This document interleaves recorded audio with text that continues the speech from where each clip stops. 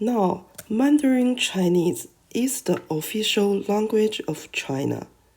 Mandarin Chinese officially was created in 1955. So, in ancient China, people used traditional Chinese. We know the Qing dynasty was founded by the Manchuria people. They had their own language, the Manchu language. So, in the Qing dynasty, the Manchu language was the official language. According to the historical documents, the Manchu language was created by Nuer Hachi in 1599 based on the Mongolian language. In the later Qing and early Qing dynasties, all official documents only were written in the Manchu language. After Qing conquered the whole of China, more and more documents had Chinese versions.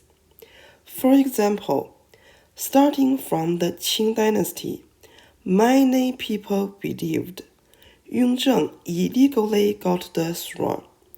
There were many versions about how Yongzheng did it. One popular version is like this. In Kangxi's will, he wrote 传位14皇子, which means passing the throne to the 14th son. Yongzheng changed Kangxi's will to 传位于4皇子, which means passing the throne to the 4th prince. In Chinese, this change didn't have a problem. The point is, in the Qing dynasty, all important documents were written in both Manchu language and Chinese.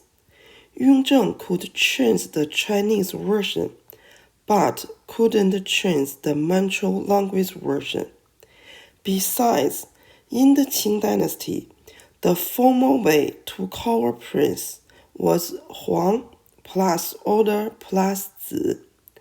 If Kangxi truly had a will, he should write the 14th prince as Huang 14子, not 14皇子.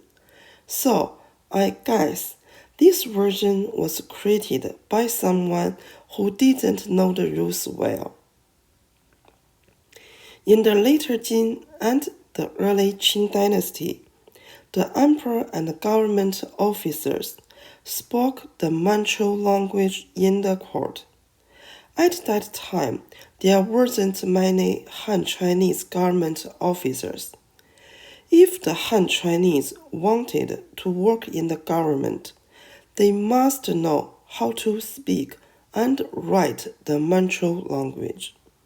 When Dorgun was alive, he didn't allow Shunzhi to get formal education.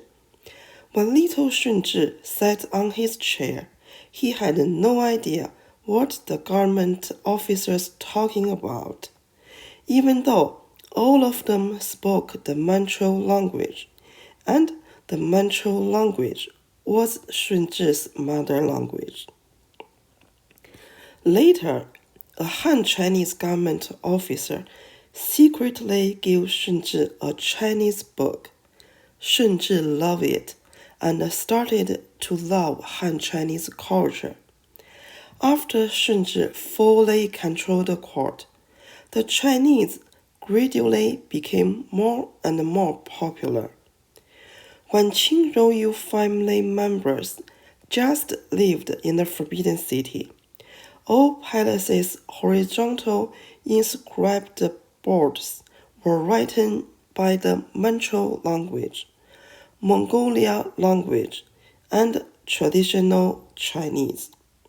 In February 1657, Shunzhi ordered that the horizontal inscribed board of the imperial ancestral temple only was written in Manchu language and Chinese. Then the Mongolian language gradually disappeared on the horizontal inscribed board. Only a few palaces could keep the Mongolian language on their horizontal inscribed boards. For example, Cining Palace. Cining Palace was the residential palace of the Empress Dowager Xiaozhuang, who was the Mongolian princess. Shunzhi could speak Chinese, but most government officers couldn't. So, Shunzhi still used the Manchu language to communicate with government officers. Kangxi had talents in language. His mother language was the Manchu language. He could speak the Mongolian language, Tibetan, and Chinese like native speakers. Besides, he knew a little English, French, German language, and Russian language. In Kangxi's time, more and more Han Chinese worked for the government.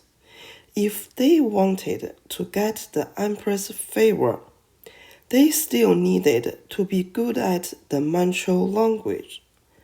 But if the Manchu language was too hard for them, it was a big deal, because Kangxi required Manchu government officers to learn Chinese. If Manchuria government officers couldn't speak Chinese well, they may lose their positions. In the court, Kangxi could communicate with different government officers in different languages. Yongzheng could speak the Manchu language, the Mongolian language, and the Chinese, but Yongzheng preferred to speak Chinese in daily life and speak the Manchu language when he dissed someone. In ancient China, people wrote the same Chinese characters, but people living in different areas had different accents. In Yongzheng's time, the Qing government regulated that Beijing accent was the standard accent, which was called Guanhua, Standard Chinese. People who were not good at Standard Chinese were not allowed to take the imperial examination. When time came to Qianlong's time, the Manchuria people lived in China for over 100 years. Because the population of Han Chinese was much higher than Manchuria people, Chinese gradually replaced the Manchu language and was used in people's daily life. When Qianlong realized this problem, it was too late.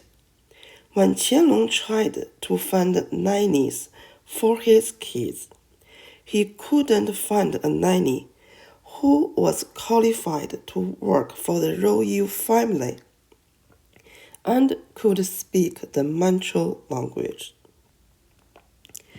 Qianlong did his best to encourage Manchuria people to speak the Manchu language, but he failed. Starting from Qing, the Qing empress not only communicated with government officers in Chinese, but also spoke Chinese in daily life. But in some formal ceremonies, they still spoke the Manchu language. For example, worshipped their ancestors. If Qing asked Nurhaci to bless him and the Qing dynasty using Chinese, I don't think Nurhaci will do it. Cixi only could speak a little Manchu language, but she hired the best Manchu language teachers to teach Tongzhi and Guangxu, so they could use the Manchu language. Puyi had Manchu language teachers, but according to his words, he didn't know the Manchu language at all. Puyi could speak Chinese and English. In the early Qing dynasty, the empress had many Mongolian consorts. Those Mongolian princes should learn the Manchu language after they became the imperial women. In the early Qing dynasty, both the Mongolian language and the Manchu language were used in the inner court. Starting from Kangxi's time, Manchurian consorts became the owner of the inner court. So the Manchu language was spoken in the inner court. From the middle to late Qing dynasties, Manchuria people used Chinese. When 8 banner girls became the imperial women, they still spoke Chinese. Thank you for watching this video. See you soon.